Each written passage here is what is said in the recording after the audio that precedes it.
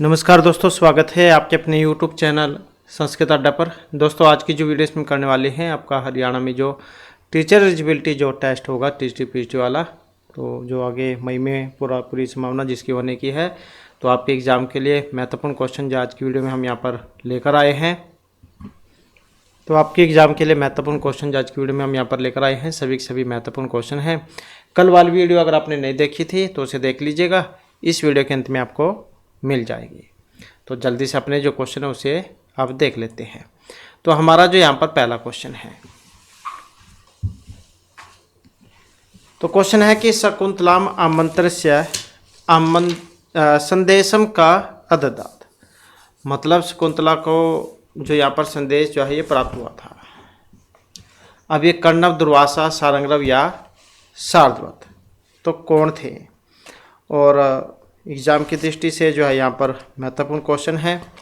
और सही आंसर की अगर हम बात करें तो ऑप्शन ए वाला है, अर्थात महर्षि कर्णव। तो शकुंतलम आमंत्रस्य संदेशम, मतलब शकुंतला जो थी उनको विदाई का जो संदेश किन्होंने दिया था? तो महर्षि कर्णव ने दिया था, क्योंकि यही थे उनके पालन पोषण करने वाले पिता।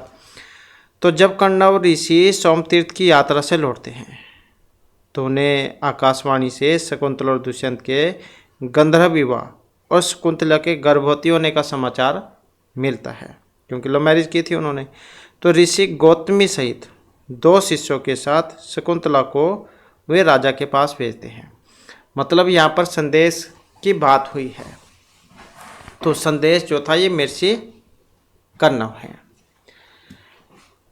अभिज्ञान शकुंतलम महर्षि कालिदास की रचना है और 7 अंकों में है। श्रृंगार रस है, महाभारत में से लिया गया है, आदि पर्व में से। उसके अंतर्गत जो शकुंतला जो उपाख्यान आता है उसमें से।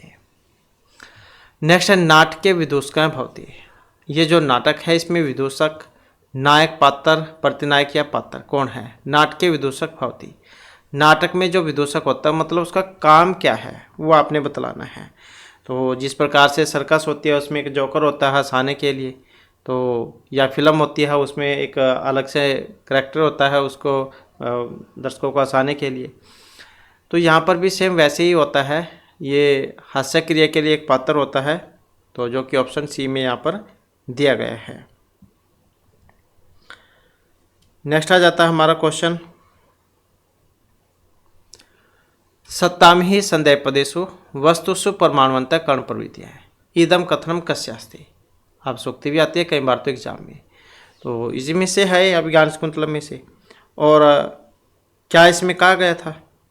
क्योंकि ये श्लोक है उसके अंदर से लाइन यहाँ पर ली गई है। असंशयम क्षत्र परिग्रह क्षमा पदार्थम अस्याभिलाषी में मन है, सत्ताम ही संदेहपदेषु वस्तुषु परमाणुवंत कर्ण प्रवृत्तियाँ है। तो इस प्रकार का कंप्लीट श्लोक था ये। तो इसका जो संबंध है ये रहेगा महर्षि कालिदास, क्योंकि महर्षि कालिदास की जो रचना है विज्ञान शकुंतलम तो उसमें से है। तो राजा दुष्यंत के द्वारा शकुंतला के प्रति ये कहा गया है। तो किसने किसको कही थी बात, ये भी महत्वपूर्ण है। तो राजा दुष्यंत के द्वारा शकुंतला के प्रति ये कही गई थी कि क्या यह संभव है कि यह शकुंतला कुलपति कर्णव की असवर्ण भ्रमणोत्तर पत्नी से उत्पन्न हुई है, अथवा संदेह करना व्यर्थ है। तो यह निसंदेह क्षेत्र के द्वारा ग्रहण करने योग्य है, क्योंकि मेरा पवित्र मन इसे चाहता है। संदेहास्पद विषयों में अंतःकरण की प्रवृत्तियाँ ही प्रमाण होती है। सत्ताम ही संदेहपदेषु वस्तुषु प्रमाणवंत कर्ण प्रवृत्तियाँ है। संदेहास्पद विषयों में अंतःकरण की प्रवृत्तियाँ ही प्रमाण होती हैं। नेक्स्ट है वामा कुलस्याध्याय अस्मिन् वाक्ये वामः पदस्य का अभिप्राय है। वामा का मतलब क्या है? तो चतुर्थ अंक जो है उसमें से है ये, और विदाई के अवसर का श्लोक था ये, तो उसके अंदर से लाइन यहाँ पर ली गई है। तो ये अबला, कुटिल स्वभाव स्त्रियाँ, मनोकूल व्यवहार स्त्रियाँ या कथित विपरीत आचरण से स्त्रियाँ, इसका मतलब क्या था वामा से? तो इसका अर्थ था यहाँ पर विपरीत चलने वाली स्त्रियाँ। कुछ स्त्रियाँ ऐसी होती हैं अगर उनका पति उनको कुछ कह देता है तो वो उसके विपरीत काम करती हैं। तो उसी की बात थी यहाँ पर, क्योंकि विदाई के अवसर का है। जब शकुंतला की विदाई होने वाली होती है तो मृषिकर्ण कहते हैं कि राजा दुष्यंत हैं, अब उनकी अन्य पत्नी भी होगी, क्योंकि पहले जो राजा होते थे उनकी बहुत सारी पत्नी भी होती थी, कि उनकी अन्य पत्नी भी होगी और वहाँ पर काम करने वाले नौकर चाकर भी होंगे, सास ससुर भी होंगे। तो किसी के साथ तुम बुरा व्यवहार नहीं करना और किसी के कहने के विपरीत मत जाना। तो ये वही बात थी यहाँ पर, कथित विपरीत आचरण से स्त्रियाँ हैं। नेक्स्ट दृष्टिया धूमाकुल दृष्टिया यजमानस्य पावकः एव आहुति पतिता अस्मिन् वाक्ये पावक शब्देन का संकेतितः अकरोत्। तो इसका जो मतलब था यहाँ पर, अब किससे था, तो इसका अर्थ जो यहाँ पर लिया गया है राजा दुष्यंत से। तो और इसमें क्या कहा गया था कि धुएं से व्याकुल दृष्टि वाले यजमान की आहुति ठीक अग्नि में ही पड़ी, जो कि सौभाग्य की बात है।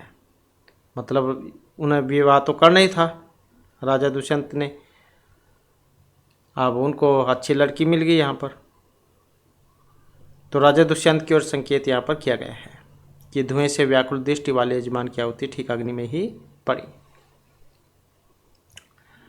इसके बाद है रक्षितव्य खलु प्रकृति पेलवा प्रिय सखी इदम कथनम अस्ति अनसुया प्रियमदा प्रति शकुंतला प्रियमदा प्रियमदा अनसुया अनसुया शकुंतला।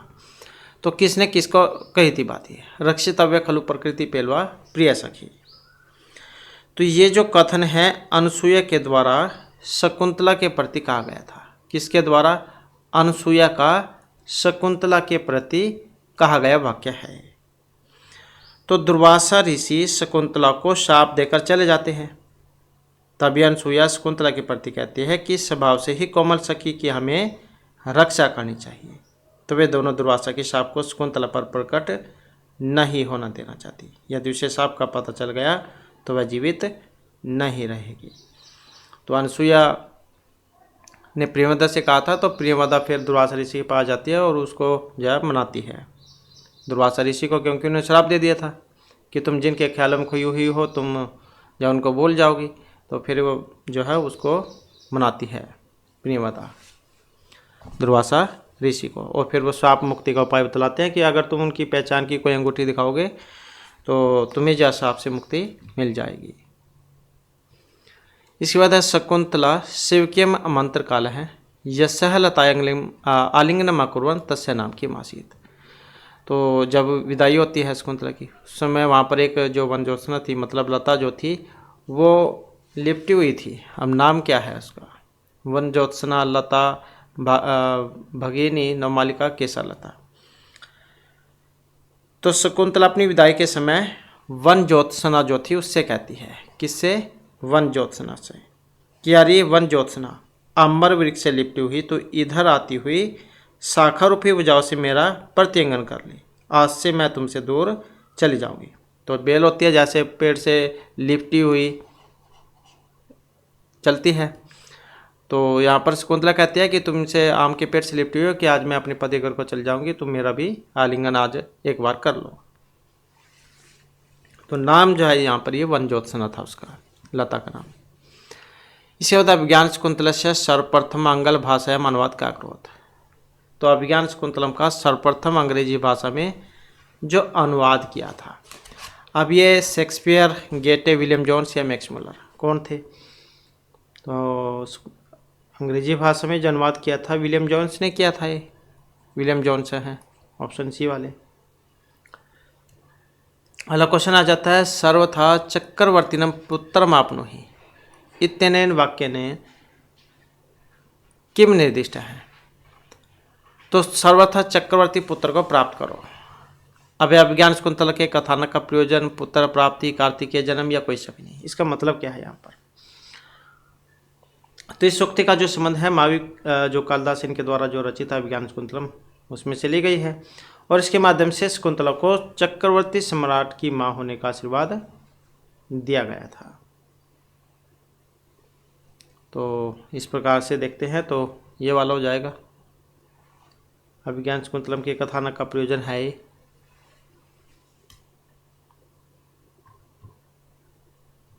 तो ये भी विदाई के अवसर का ही है। इसके बाद है अहो राग परिवाहिनी गीति ही राजा दुष्यन्ते इदं कथनं कस्या प्रशंसायाम् अस्ति? शकुंतला गानम, प्रियमदा गानम, हंसपदिका या गौतमी? तो इसका संबंध किससे है? तो यहाँ पर जो इसका संबंध था हंसपदिका से, हंसपदिका या गानम, मतलब ये जो कथन है, और किसने कही थी बात? ये राजा दुष्यंत ने। तो राजा दुष्यंत का ये कथन हंसपदिका के द्वारा गाए जाने वाले गाने की प्रशंसा में कहा गया है। इसके बाद है निम्न अंकितेषु कम सूक्ति ही मेघदूतेन संबंधा न अस्ति? तो वो कौन सी है जिसका संबंध मेघदूत से नहीं था?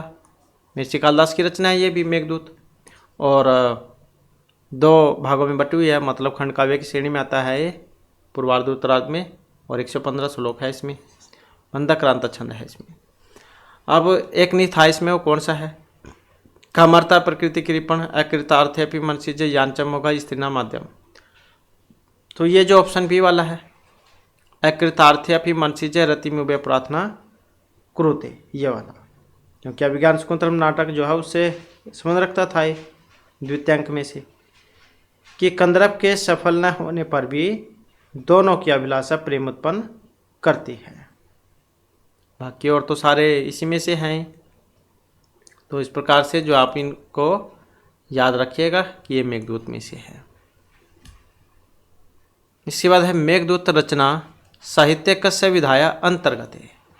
नाटक, गीति काव्य, महाकाव्य या स्तोत्र काव्य? मेघदूतम रचना साहित्य कस्य विधाया अंतर्गत है अस्ति। अब क्या है? तो यह तो आपको खंड काव्य देखने को मिलेगा या फिर गीति काव्य। तो अलग अलग जो विद्वान हुए हैं उन्होंने अपने अनुसार श्लोक बतलाए थे इसमें, किसी ने 115 बतलाए हैं या फिर आपको 121 देखने को मिलेंगे। नेक्स्ट है विरहिणी यक्षिणी उत्तर अनिवसत, उज्जैनी, अलकापुरी, कश्याम या विदर्भे? तो यक्षिणी कहाँ निवास करती है? तो अलकापुरी में।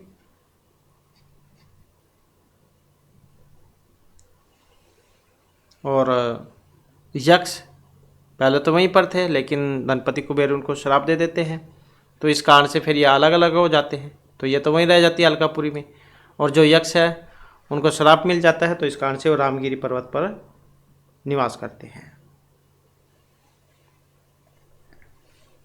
अलकापुरी जो है ये यक्षों की नगरी है। नेक्स्ट है मेघदूतम कथानकस्य मूल स्रोत? ऐतिहासिक, कविकल्पित, जनश्रुति या को अपि न? तो कथानक का मूल स्रोत कौन सा है इसका? तो मूल स्रोत जो है यहाँ पर ये कविकल्पित है। क्या है? कवि की कल्पना है, कविकल्पित है।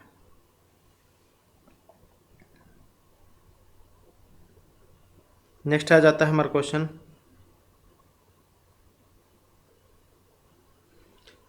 प्रसिद्ध टीकाकार मल्लिनाथस्य मत अनुसार मेघदूते कति पद्याः सन्ति? अब जैसे कि हमने बतलाया था, अलग अलग विद्वान हुए हैं, उन्होंने अपने अनुसार अलग अलग बतलाए हैं इसमें। तो ये मल्लिनाथ जो इन्होंने मेघदूत में कितने पद्य बतलाए थे? तो इन्होंने जो पद्य बतलाए थे इसमें 121। नेक्स्ट है मेघदूतस्य प्रारंभे निम्नलिखितेषु कस्य विधा मंगलाचरण अकुर्वन्?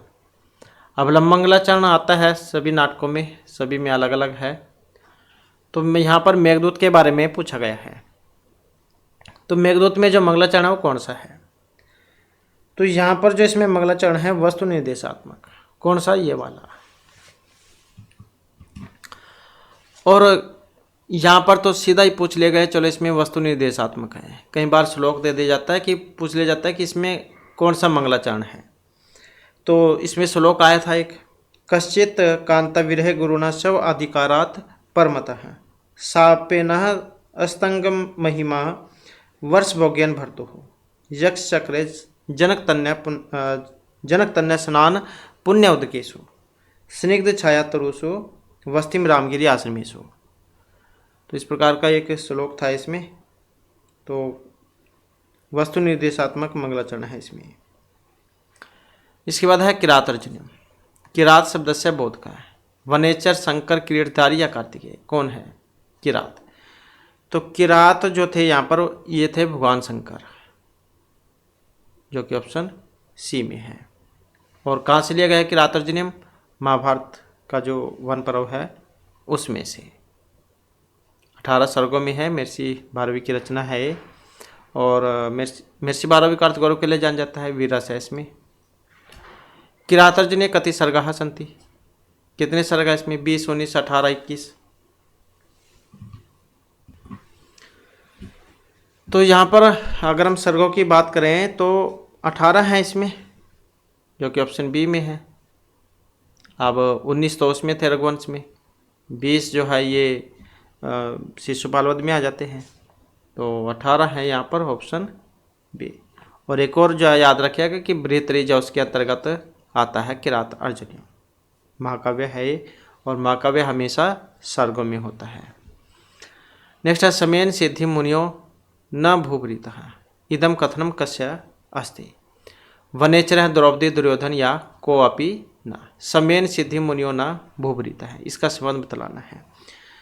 तो यहाँ पर अगर हम देखें तो ये कथन जो है द्रौपदी ने युधिष्ठिर से कहा था कि निष्काम तपस्वी शांति के द्वारा शत्रुओं को जीतकर सिद्धि प्राप्त करते हैं कि न कि राजा लोग, क्योंकि राजाओं का काम तो युद्ध का है और जो ऋषि मुनि उनका काम है तपस्या करने का।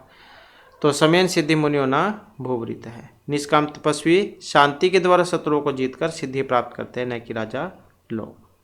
तो इदम कथनम कस्य अस्ति, या फिर ऐसे आ जाए बात कि किसने किसको कही थी ये, तो द्रौपदी ने कही थी, किन को? युधिष्ठिर को। द्रौपदी ने युधिष्ठिर जौन को ये वाले वाक्य कहे थे।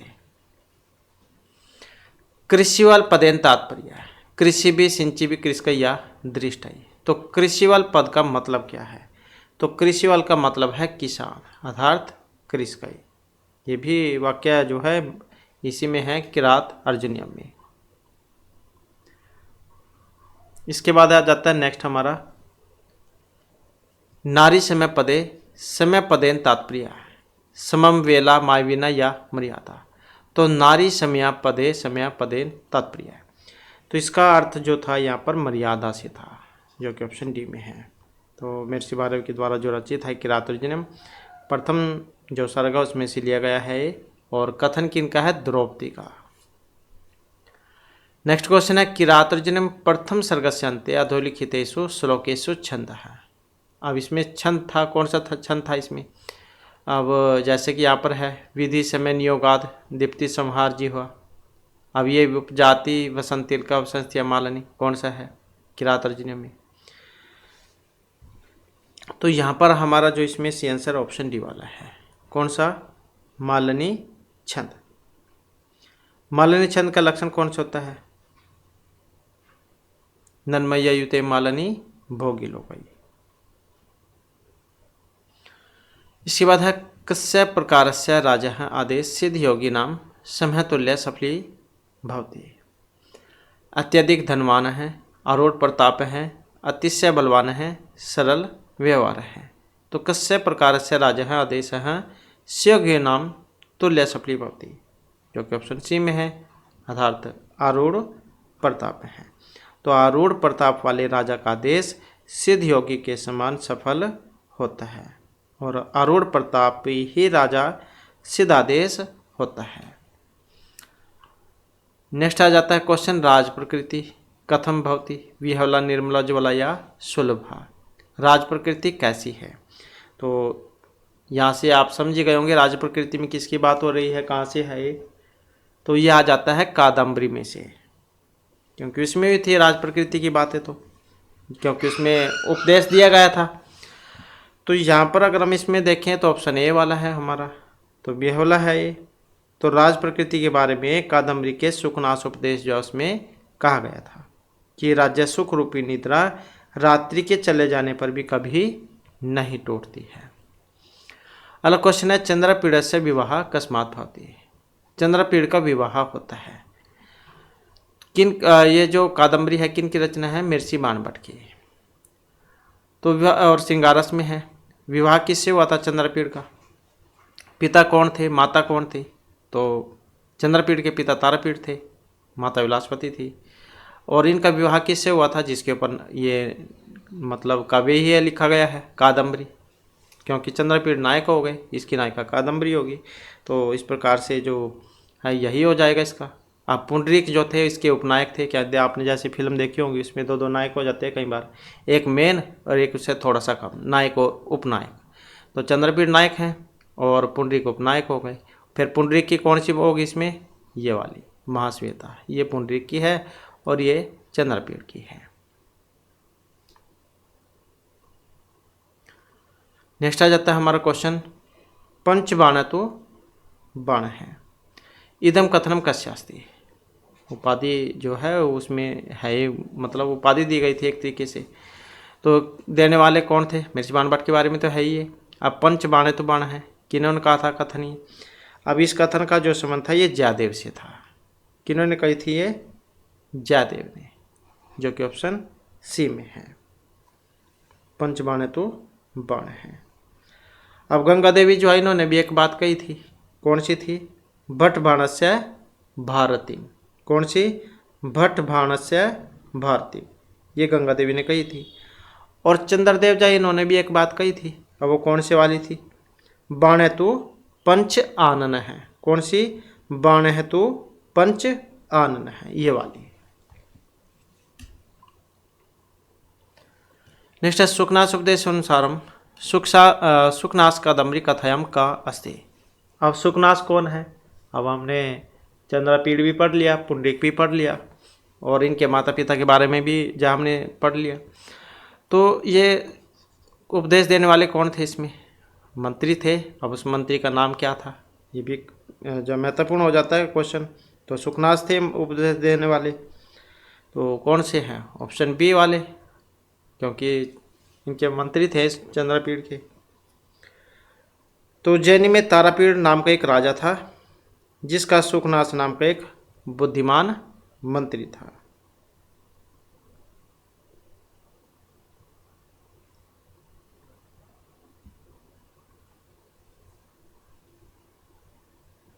नेक्स्ट आ जाता है हमारा क्वेश्चन,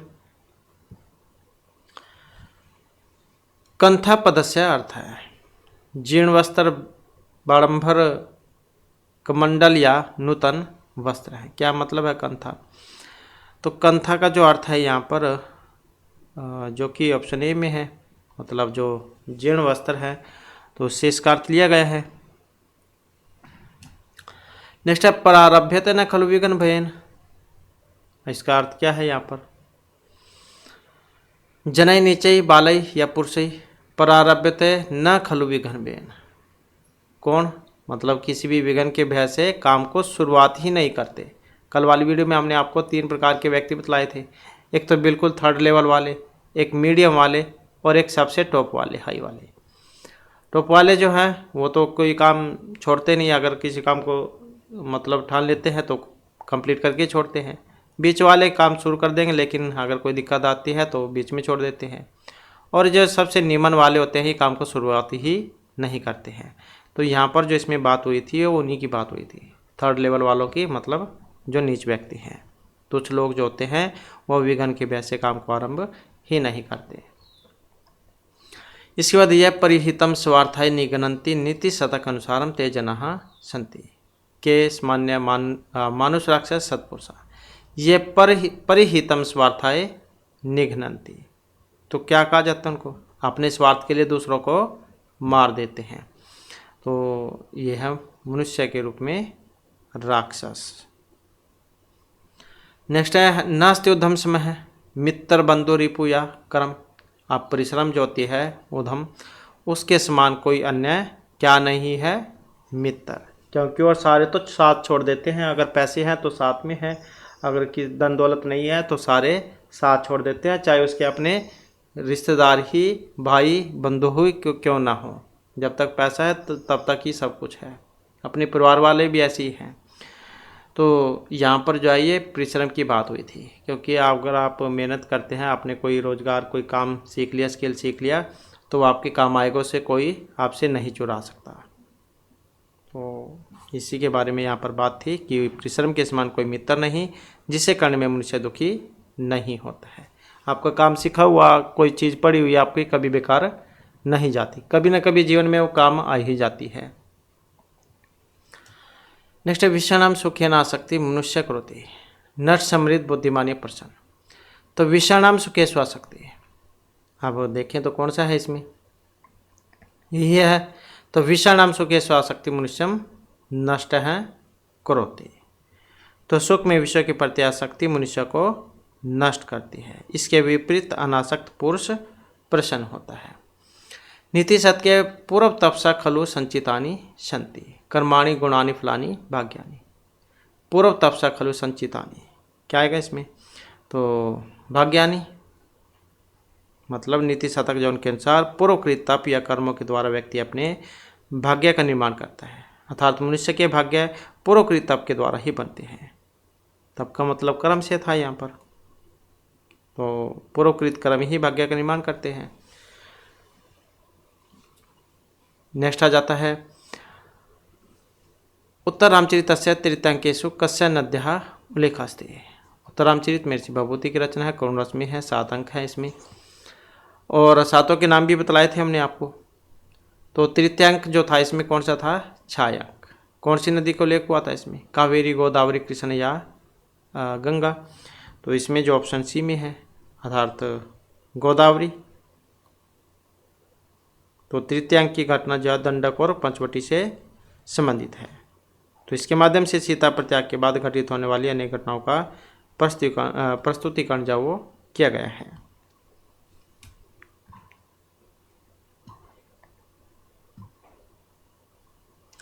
इसके बाद उत्तर रामचरितस्य तृतीयांकेषु घटनास्थलस्ति। वाल्मीकि आश्रम, अयोध्या, सरयू नदी का तट या पंचवटी। तो उत्तरामचरितस्य तृतीयांकेषु घटना स्थल, तो कौन सा है यहाँ पर तृतीयांक, जो कि अभी हमने पढ़ा छायांक था। तो इसमें जो उल्लेख हुआ है पंचवटी का। तो प्रथम अंक तो अयोध्या की घटनाओं से संबंध रखता है, द्वितीय वाला दंडकारण्य प्रदेश से संबंध रखता है, और जो तृतीयांक है छायांक ये पंचवटी से संबंधित है।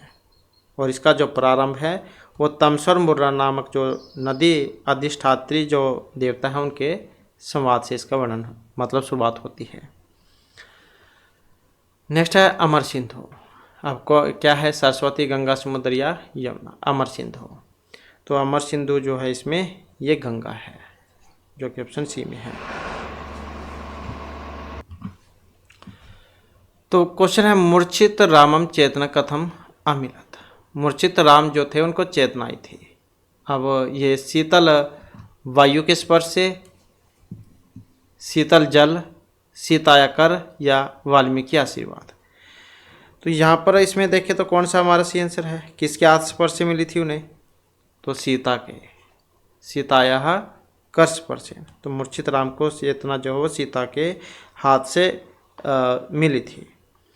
तो तमसा के द्वारा से सूचना मिलने पर मूर्छित राम को सीता हस्त स्पर्श से होश में लेकर आती है।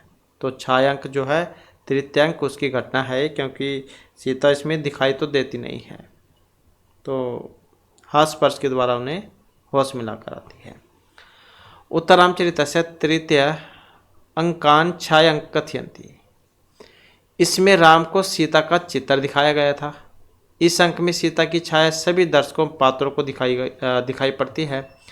इस अंक में राम को सीता की छाया दिखाई देती है और मंच पर उपस्थित सीता राम को नहीं दिखाई देती। तो छायांक क्यों है, तो छायांक का जो संबंध था ऑप्शन डी से था। तो इसमें मंच पर उपस्थित सीता राम को नहीं दिखाई देती है। नेक्स्ट आ जाता है हमारा क्वेश्चन पुष्पाकस्य अभिप्राय। एक प्रकार का व्यंजन, आभूषण, औषधि या औषधि पाक एक विशिष्ट नियम। क्या है ये पुष्पाक, तो पुष्पाक का मतलब है औषधि पकाने का एक विशिष्ट ढंग। तो उत्तरामचरित का जो तृतीयांक है उसमें से है, ये भी प्रथम जो श्लोक था उसमें इनके बारे में बतलाया गया था। नेक्स्ट है त्वम जीवितम वाक्य से का अर्थ है तुम जीवित हो, जीवन हो, तुम जियो या जीते जी। त्वम जीवितम, तो इसका अर्थ जो था यहाँ पर तुम मेरा जीवन हो। तो ये जो सूक्ति है इसमें राम के द्वारा सीता से पूर्व कही गई बातें बतलाई गई है। तापसी जो है वासंती, तापसी वसंती उन्हीं को कह रही है, और वासंती इसमें वन देवता है। तो कथन किन का है? वासंती का। और किन की उलाहना है? राम की, श्री राम की। क्योंकि श्री राम पहले तो कहते हैं कि तुम मेरा जीवन हो, तुम्हें द्वितीय हृदय हो, और अब तुमने जो सीता उनको वन में ज़्यादा धक्के खाने के लिए छोड़ दिया है। तो ये कथन जो है वासंती का है।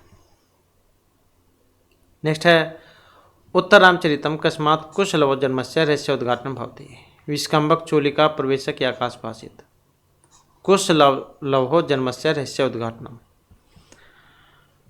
तो विष्कंभक के द्वारा, जो कि ऑप्शन ए में है, तृतीयांक में लव और कुश की 12वीं जो वर्षगांठ थी इसके मनाए जाने का उल्लेख मिलता है। तो ये विष्कंभक थे। नेक्स्ट है कल्याणी समजीव्या जगतपति इत्यस्मिन् पद्यांशे जगतपति पदस्य व्यंजना रामस्य राजा है शिव या सीता। किन के लिए आई थी? तो यहाँ पर जो इसका संबंध था राम से, तो श्री राम के लिए आई थी, और ये भी तृतीयांक में से है। श्लोक था ये कंप्लीट। तुम एव ननु कल्याणी समजीव्य जगतपति प्रिय से परसो ही पाणी ही ते तत्तरेश निरतः जनः।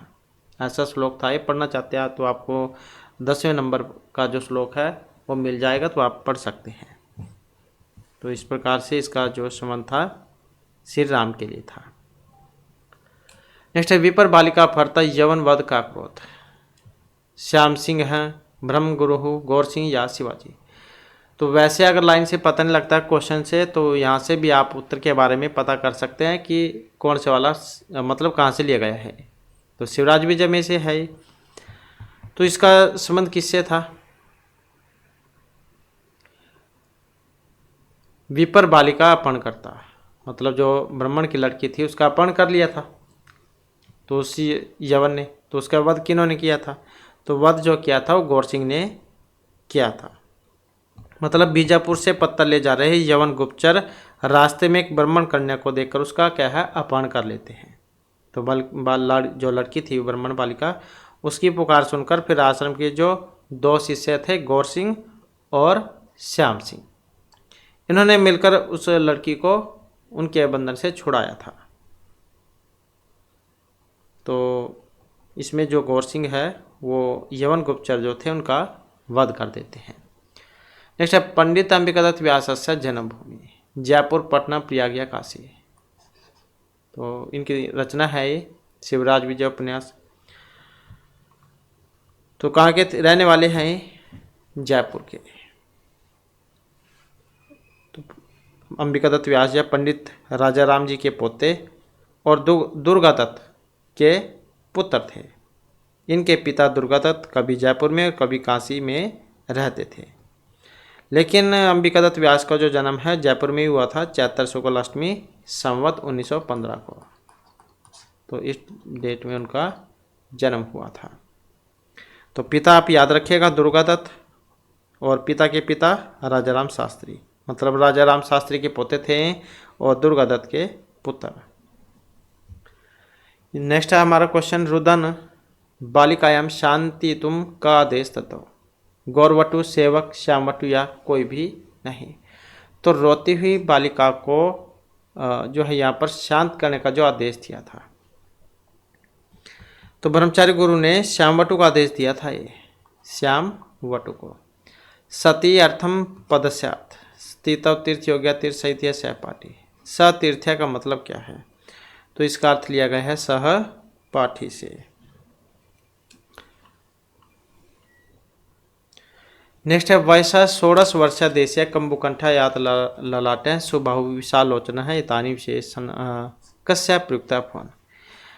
तो ये जो थे यहाँ पर गद्य है और शिवराज विजय में से है। अब ये जो यहाँ पर वर्णन हुआ है किन के बारे में हुआ है? 16 वर्ष का जो लड़का था। तो यहाँ पर जो वर्णन हुआ था इनमें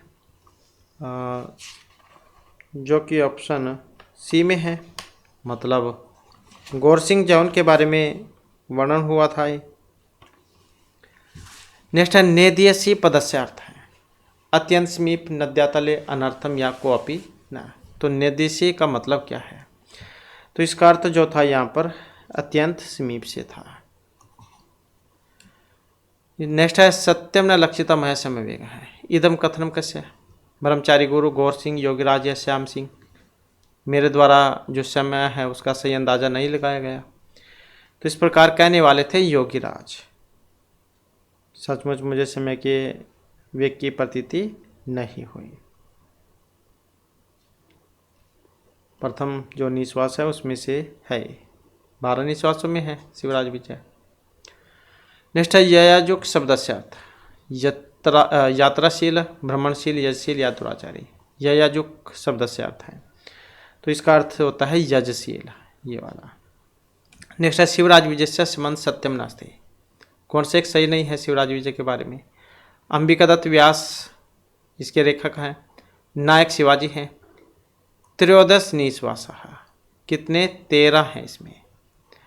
शिवराज विजय ऐतिहासिक उपन्यासम, अब कौन सा लग रहा है गलत? अभी ऊपर क्वेश्चन में हमने आपको बतलाई है कि ये 12 निश्वासों में है न कि 13 में, और 3 विराम है, प्रत्येक में 4 निश्वास हैं। तो इस प्रकार से 12 हैं।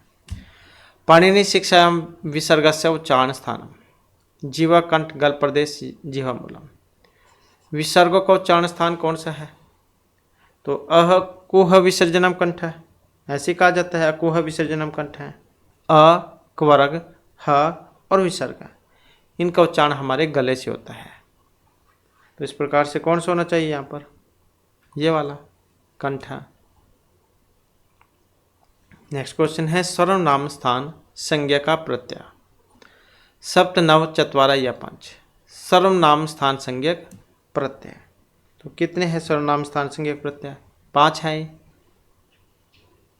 वेरी वेरी इंपॉर्टेंट क्वेश्चन है, तो डी हो जाएगा इसमें। अब पूछा भी जाता है कई बार एग्जाम में। अब कौन से हैं? सु औ जस अम आउट। कौन से? सु औ जस अम आउट। तो ये 5 है सर्वनाम स्थान संज्ञक प्रत्यय। अगला क्वेश्चन है सर्वनाम संज्ञा सूत्र आकाशवाणी दीर्घ अनुदित सवर्ण से चा प्रत्यय तुलस्य प्रथम सवर्णम रे लरी वर्ण्यो मिथ सवर्ण वाच्यम। सवर्ण संज्ञा करने वाला, तो सवर्ण संज्ञा करने वाला तो इसमें यही है तुलस्य प्रथम सवर्णम, क्योंकि आकाशवाणी दीर्घ से तो दीर्घ होता है, तो स्वर्ण संज्ञा इसी के द्वारा होगी तुलस्य प्रथम सवर्ण। और ये इसकी ये वाला री लिरी, तो ये री लिरी की करेगा स्वर्ण वाला। वार्तिक है तो री और लिरी की स्वर्णता करता है, मतलब करेगा तो ये भी, लेकिन ये री और लिरी की करेगा। इसके बाद गवेषणा इति पदस्य संधि विच्छेद भवति। अब इसका संधि विच्छेद कौन सा गवेषणा का? अब कौन सा हो सकता है? ये वाला गो प्लस मेषणा गवेषणा, जब ए ओ आई औ के पश्चात कोई भी स्वर आए तो इनके स्थान पर क्रमशः ए के स्थान पर आए, ऐ के स्थान पर आए, ओ के स्थान पर आओ और औ को आव हो जाता है। तो इसी प्रकार से होता है। अब जैसे ए को क्या हो जाएगा? आए, आई, आए, ओ, आओ, आओ, आओ। तो इस प्रकार से होता है इनको। तो यहाँ पर कौन सा बनेगा? गो प्लस में सुना। अब ओ देख सकते हैं, ओ को क्या होगा? आओ हो जाएगा, तभी बनेगा गवे सुनाई। ये चाय आवाज जो सूत्र है उसका है ही सारी सारी। इसके बाद है वांतोई प्रत्यय, वेरी वेरी इंपॉर्टेंट है। तो इसका उदाहरण बतलाना है। यहाँ पर कौन सा है? नायका है, पाव का, नव्यम, विष्णवे, वांतोई प्रत्यय का। तो यहाँ पर हमारा सी आंसर कौन सा बनेगा? बी वाला। यदि ओ और औ, यदि ओ और औ के बाद कोई यकार आदि प्रत्यय हो, कोई यकार आदि प्रत्यय हो। तो ओ को अव, सेम वही काम है ये भी, ओ को अव को आव हो जाता है। अब जैसे नवयम है तो क्या बनेगा इसका संधि विच्छेद, नव प्लस में यम, अव को आव हो जाएगा, नवयम बन जाएगा।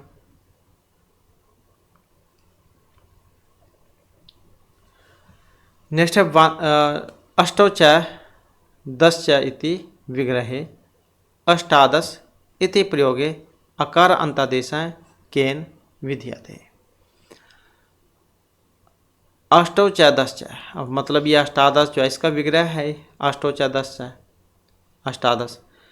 तो अकारांतादेश जो होगा आन्महत समानाधिकरण जाति हो, अष्ट न कपाले विभाषा चत्वारिंशत् या द्व्यष्टन संख्यायाम। तो ये जो करने वाला है यहाँ पर कौन सा, ये वाला द्व्यष्टन संख्यायाम बहुब्रीहि इत्यानेन, ये वाला।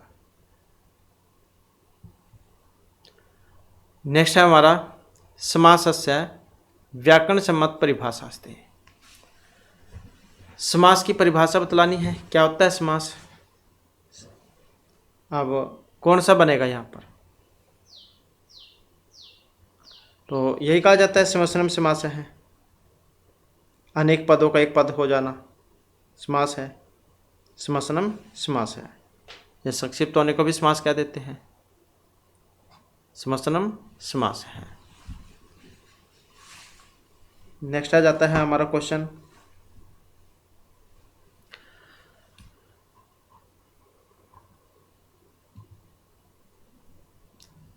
शैलोन्नत है, ये उदाहरण है तत्पुरुष समासस्य कर्मधारय अव्ययभाव या बहुब्रीहि समासस्य। तो यहाँ पर कौन से का उदाहरण है, शैलोन्नत है। तो शैलोन्नत जो यहाँ पर उदाहरण है कर्मधारय समास का है, किसका, कर्मधारय समासस्य।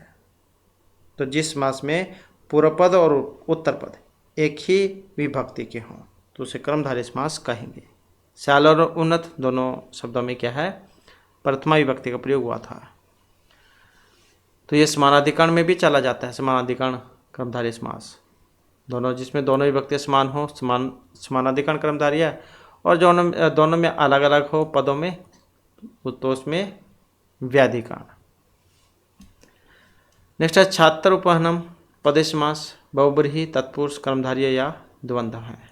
छात्र उपहनम, तो यहाँ पर हमारा सेंसर कौन सा है, तो मतलब जिस समास में दोनों पद प्रधान हो तो वहीं पर होगा द्वंद्व समास। इसमें विशेषण विशेष्य हो गया, इसमें न पूर्व न उत्तर बल्कि अन्य पद प्रधान होता है, और इसमें द्वितीय पद प्रधान होता है। तो जिस समास में दोनों पद प्रधान होंगे तो वहाँ पर द्वंद्व समास होगा। अब छत्र उपहनम है, छत्र च उपहन च। नेक्स्ट हमारा द्विजार्थ है, इत्यस्य समास विग्रह स्यात्। अब कौन सा बनेगा इसका समास विग्रह जब हम करेंगे, तो यही बनेगा ऑप्शन बी वाला, द्विजाए अयम, ब्राह्मणों के लिए दाल। सूत्र भी आ जाता है कई बार इसमें, ये द्विजार्थ है जो इसमें सूत्र कौन सा लगेगा, तो चतुर्थी तदार्थ बलहित सुख रक्षितये, ये वाला सूत्र है जो चतुर्थी तत्पुरुष समास करेगा।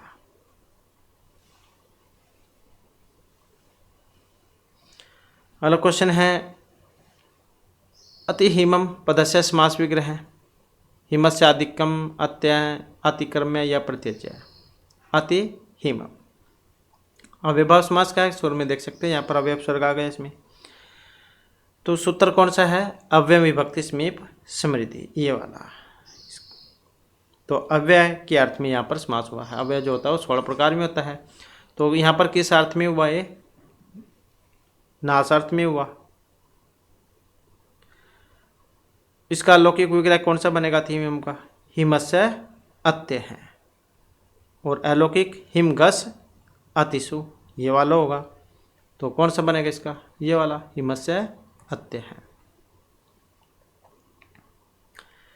नेक्स्ट है ब्रह्मचारी काष्ठपीठे अधिसेते रेखांकित पदस्य शुद्धरूपम। काष्ठपीठेन पीठम पीठात या पीठाए, कौन सा बनेगा, ब्रह्मचारी काष्ठपीठे अधिसेते। तो यहाँ पर जो इसका बनेगा ये वाला, काष्ठ पीठम। सूत्र कौन सा लगेगा इसमें? ब्रह्मचारी काष्ठ पीठ पर सोता है। तो इसमें आप देख सकते हैं यहाँ पर अधिसेते है, तो अधिष्ठास्याम करम, ये वाला सूत्र लग जाएगा। क्योंकि ये जो सूत्र है इसके अनुसार सिंह और स्था धातु के पहले अधि उपसर्ग हो तो क्रिया के आधार की कर्म संज्ञा होती है। तो अधि सिंह स्थास्याम कर्म, ये वाला सूत्र इसमें लग जाएगा। नेक्स्ट क्वेश्चन है गौम्याद वृश्चिक जायते रेखांकित पदस्य पदान संज्ञा विधायक सूत्र। अब इसमें कौन सा लगेगा? तो यहाँ पर इसमें ये हो जाएगा ऑप्शन बी वाला, जनु कर्तुः प्रकृति ही।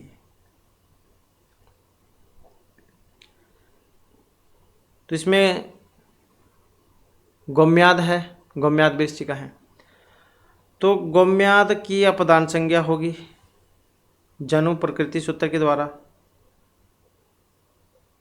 अर्थात गौम्याद क्या, गौम्य अर्थात गोबर, वृश्चिक जिसमें से निकलते हैं, क्या क्या देते हैं उनको बूंद देसी भाषा में, तो मतलब गोबर से वृश्चिक उत्पन्न होते हैं। तो जनु कर्तु प्रकृति है, ये वाला सूत्र लगेगा इसमें। जन धातु होती है उत्पन्न होने अर्थ में, तो जन धातु के कर्ता अर्थात जायमान के करण की अपदान संज्ञा होगी। तो ऑप्शन बी है इसमें। इसके बाद है पुराम्भेतः रेखांकित पदे षष्ठी विधायक सूत्र। षष्ठी से ऐसे कृत्य नाम कर्तृवा हेतु या कर्तिक्रमणो कृति ही। पुराम्भेतः षष्ठी विधायक सूत्र कौन सा है इसमें? अब षष्ठी विधायक जो सूत्र है इसमें ये वाला है, कर्तृक्रमणो कृति ही। तो ये वाला सूत्र आप याद रखिएगा, कर्तृक्रमणो कृति ही। तो इस वाक्य में पुराम जो है इसमें षष्ठी विभक्ति, कर्तृक्रमणो कृति जो सूत्र उससे हुई है। तो कृदंत के योग में कर्ता और क्रम में षष्ठी विभक्ति होती है, जैसे कि रामस्य कृति ही। नेक्स्ट है याच धातु योगे केवलम कारकम उक्तम एवं एवं। याच धातु जो है इसके अर्थ में अपदान अधिकरण कर्ता क्रम कौन से होता है? याच धातु योगे केवल कारकम। तो यहाँ पर अगर हम इसमें देखें तो ऑप्शन डी है हमारा, मतलब कर्म। तो इसमें भी सूत्र आता है अकथितम च, ये वाला। तो इसके योग में 16 जो धातुएं हैं ये आती हैं, दुहु याच पच दंड रुद्र प्रच ची ब्रू सास जी मत मुस नि क्री क्री वह। इस प्रकार की 16 धातुएं हैं जो इसके योग में आती हैं। तो जैसे कि बलिम याचते वसुधा, तो इसी का था याच आया है इसमें, तो कर्म का है। कथितम च सूत्र इसमें लगेगा। इसके बाद है पत्यो पदमस्ति, प्रथमा द्विवचन, पंचमी द्वितीया या सप्तमी एक वचन। पत्यो पति रूप है इसमें, और कैसे चलेंगे इसके रूप पति वाले के? इकारांत रूप है पति। पति पति पतिय हैं। पहला वाला जो है प्रथमा एक वचन पति, और द्वितीय वाले में ये मात्रा दीर्घ हो जाती है, तो यहाँ पर विसर्ग है। पति पति पतिय हैं। पतिम पति पति, पत्य पतिभ्याम पतिभिः, पत्ये पतिभ्याम पतिभ्यः, पत्योः पतिभ्याम पतिभ्यः, पत्योः पत्योः पतिनाम, पत्यौ पत्योः पतिषु, हे पते हे पति हे पत्य है, ऐसे बनेगा। तो ये पत्यौ जो है ये कौन से वाले में बनेगा, तो यही बतलाना है, और वेरी वेरी इंपॉर्टेंट है इस विभक्ति के रूप। तो यहाँ पर जो बनेगा इसमें ये वाला सप्तमी विभक्ति जो है वो आपने जरूर याद रखनी है, चाहे कोई सी की भी है, और उसमें हर्षव ई आती है हमेशा, हर्षव ई हर्षव उ, चाहे कोई सी भी हो। तो पत्यो जो है सप्तमी विभक्ति एक वचन का है। पत्यो पत्यो हो पत्यो पतिषु। जो द्विवचन वाला है उसमें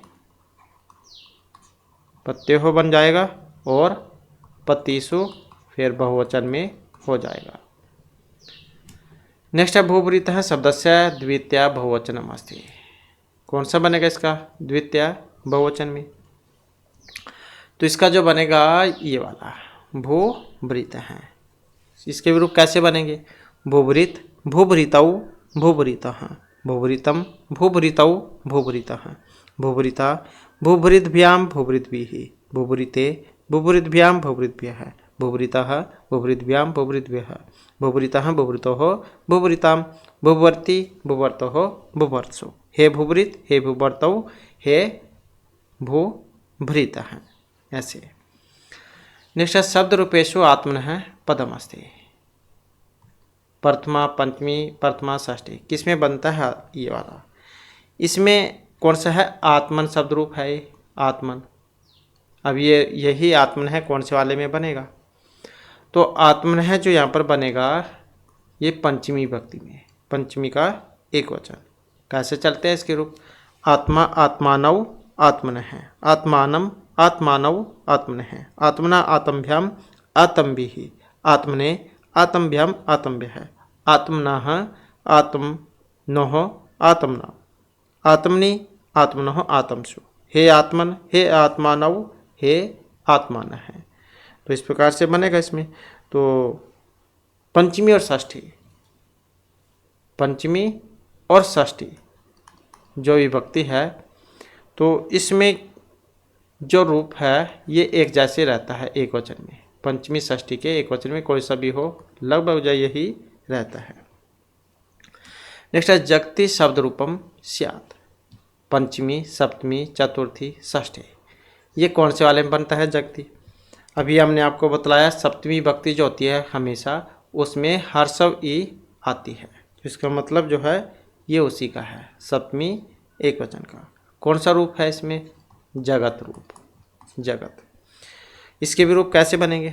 जगत जगति जगंती जगत जगति जगंती जगता जगद्भ्याम जगद्भिः जगते जगद्भ्याम जगद्भ्यः जगतः जगद्भ्याम जगद्भ्यः जगतः जगतोः जगता जगति जगतोः जगत्सु। हे जगत हे जगति हे जगंती। तो ऐसे जो है इसके रूप चलेंगे। नेक्स्ट है नदी। नदी शब्दस्य षष्ठी एकवचने रूपम अस्ति। नदी का षष्ठी एकवचन का जो रूप है वो कौन सा है? तो यहाँ पर हम देखते हैं तो ऑप्शन डी वाला है हमारा। नदी दीर्घ ई है। इसके रूप कैसे चलेंगे?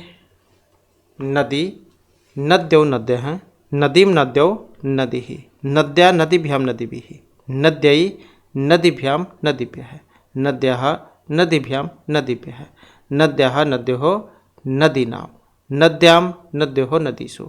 हे नदी हे नद्यो हे नद्यः। तो इसके या इस प्रकार से रूप चलेंगे।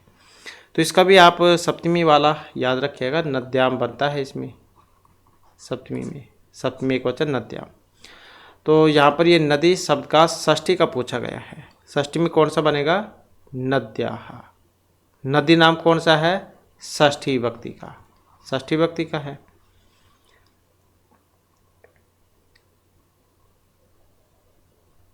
और ये वाला हो ही गया सप्तमी वाला। इसके बाद मति है, इकारांत रूप। मति मतलब बुद्धि। इसका द्वितीय बहुवचन का कौन सा बनेगा? तो इसका रूप कैसे बनेगा? मति ही। तो ये एक वचन में बनता है मति ही। मति ही मति मति। ये दीर्घ जो है ये द्विवचन में होती है।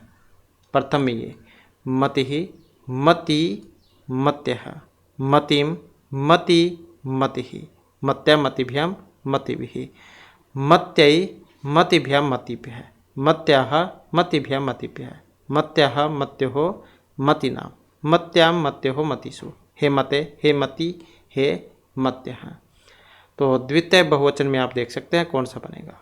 तो द्वितीय बहुवचन में बनेगा जिसके पीछे विसर्ग है, ये वाला।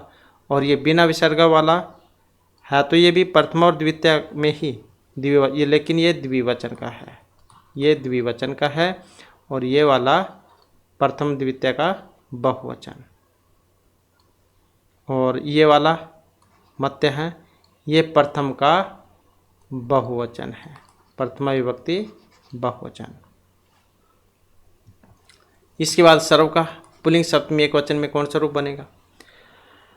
इसके भी तीनों में अलग अलग बनते हैं, पुल्लिंग, स्त्रीलिंग, नपुंसकलिंग। तो यहाँ पर पुल्लिंग के बारे में पूछा गया है। इसके भी रूप कैसे बनेंगे? सर्व हैं, सर्वो, सर्वे, सर्वम, सर्वो, सर्वान्, सर्वेण, सर्वाभ्याम, सर्वैः, सर्वस्मै, सर्वाभ्याम, सर्वेभ्यः, सर्वस्मात्, सर्वाभ्याम, सर्वेभ्यः, सर्वस्य, सर्वयोः, सर्वेषां, सर्वस्मिन्, सर्वयोः, सर्वेषु। ऐसे बनेगा।